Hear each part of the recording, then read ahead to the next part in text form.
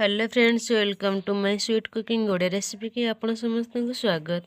आसंतु देखिए आज रेसिपी मु कौन बनैबी वीडियो टी स्किप न करी वीडियो भितर गले आपण मैंने जानीपर। एबे चलते बनैबा आज रेसिपी।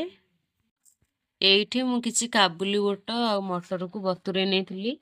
एबे काबुली बुट मटर को परिष्कार की धोइबी। धोईकि मु दे नहीं सिझा पे। गोटे चामच लूण पकेया। एइथिरे गोटे हाफ चामच हळदी गुंड पकेया। एटा पकई सारा पर आपको कभर करी छाड़ देबी सिझिया पे। एठी हमर मटर सिझी गलानी आपको छाणी नेबी। छाणीला पर गोटे कंचा पानी रे धोई नेछि। एठी मु 500 पोटल नेछि। एठी 4टी आलू नेछि। ए पोटल को आर पोटल रो ऊपर चोपा गुडा परिष्कार करमती सब जगह पोटल चांची नेबी। एठी मु पोटल रो भलो बारे चोपा छड़े नहीं। आलू भी चोपा छड़े आलू को मुझे पानी पकई नहीं कारण आलूटा जब मुझे सुखिले रखी कला पड़ो से पानी पकई नहीं। एबे मु पोटल को एमती सब लंबा लंबा काटी नेबी। एठी आपण माने चाहिए भी एमती काटी परिबे पोटल को।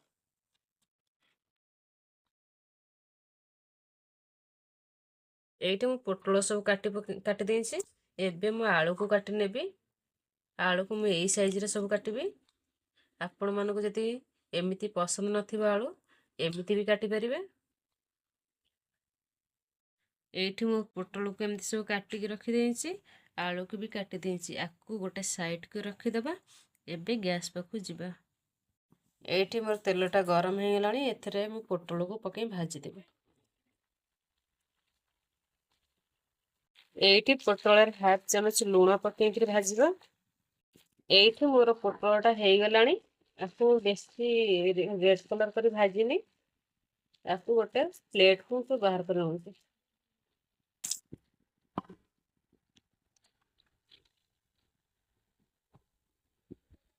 एबे पोटल काढ़ी सारा पर मु सेई तेल रे आलू को पके भाजी नेबी। एठी आलूटा हम रेड कलर हे गलानी। आपको हमें गोटे प्लेट को बाहर कर नबा। जो प्लेट रे मु रखी पोटल से प्लेट को आलू को सब बाहर कर नेबी। एठी मु ग्राइंडिंग करिया पे किछि अदा नै आइछि, किछि रसुण नै आइछि, गोटे पियाज नै आइछि, धनिया पत्र किछि नै आइछि। एबे आको मु ग्राइंडिंग कर नेबी। एठी मोर तेलटा गरम हेलानी। एथिरे किछि जीरा, गोटे काठ मसला और तेजपत्र पकेया।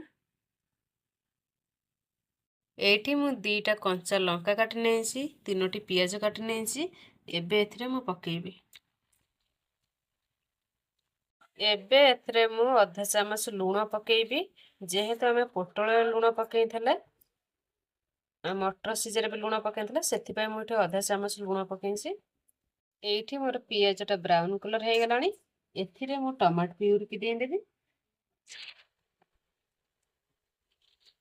ग्राइंडिंग कर रखिते पेस्ट केतरे दबा।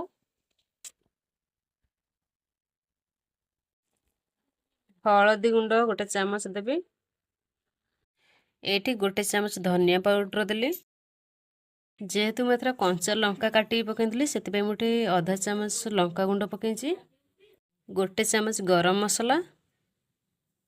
एथरे मु आ किछि मसला पकेइबनी। ए सब मसला पकेला परे मु एथरे पानी दे आकु टिके मसला को आउटे भलसे कसी नेबी।